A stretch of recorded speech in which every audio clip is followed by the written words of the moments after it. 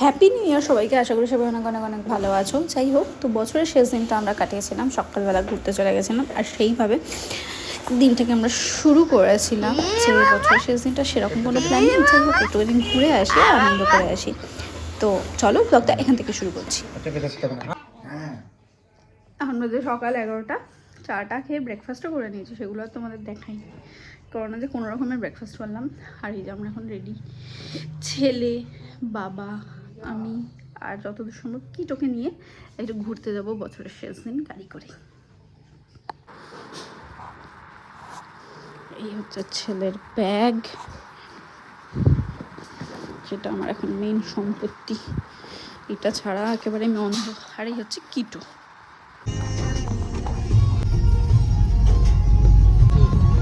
এই যে আমার ড্রাইভার, আর আমাদের ঘুরু ঘুরু করাতে নিয়ে চলো।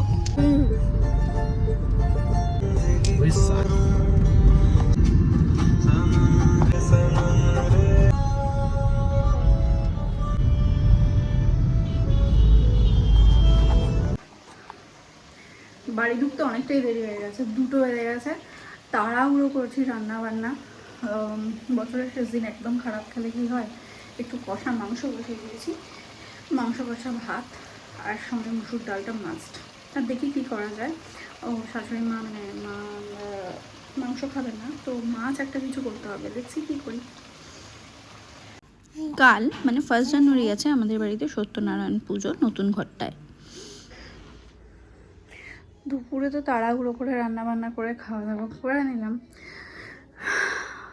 তো তারপরে ভেবেছিলাম বিকেলবেলা তোমাদেরকে অনেক কিছু ব্লগে দেখাবো, কারণ কালকে আমাদের যে উপরে ক্যানেলটা করা হয়েছে, ক্যানেলটার একটা সত্যনারায়ণ পুজো দেওয়া হবে, কারণ কালকে একটা ভালো দিন, 1 জানুয়ারি বৃহস্পতিবার।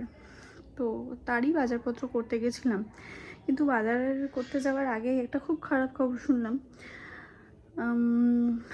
আমাদের চেনাশোনা এক দাদা আছেন, যাকে বলা যায় আমাদের এক্সটেন্ডেড ফ্যামিলি, খুবই ক্লোজ। তাদেরই বাড়িতে 3টে বাচ্চা, মানে ডগি, গোল্ডেন রিট্রিভার। তাদের মধ্যে একজন সাডেনলি পাস্ট অ্যাওয়ে। তো মানে আমার এত খারাপ লাগছে, মন মেজাজগুলো সব খারাপ হয়ে গেছে। 2025 এত কিছু নিয়ে চলে গেল, লাস্ট দিন যাওয়ার সময়ও আর একটা খারাপ খবর দিয়ে গেল। যাই হোক, তো আজ যে প্ল্যানগুলো ছিল আমার আর ইভানের, যে রাত্রেবেলা একটু নিজের মতো করে সেলিব্রেট করব, একটু আনন্দ করব, সেগুলো সত্যি বলতে আর সব প্ল্যান কেচিয়ে গেছে, কিছু ইচ্ছা করছে না।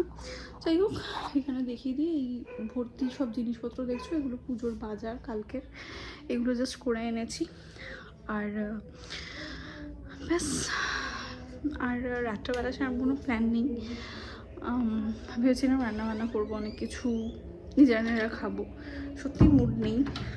তো শুধু একটা জিনিস না করলেই নয়, কিছুটা ভেটকি মাছের ফিলে আছে, ওটা আমি বের করে ম্যারিনেট করে রেখেছি।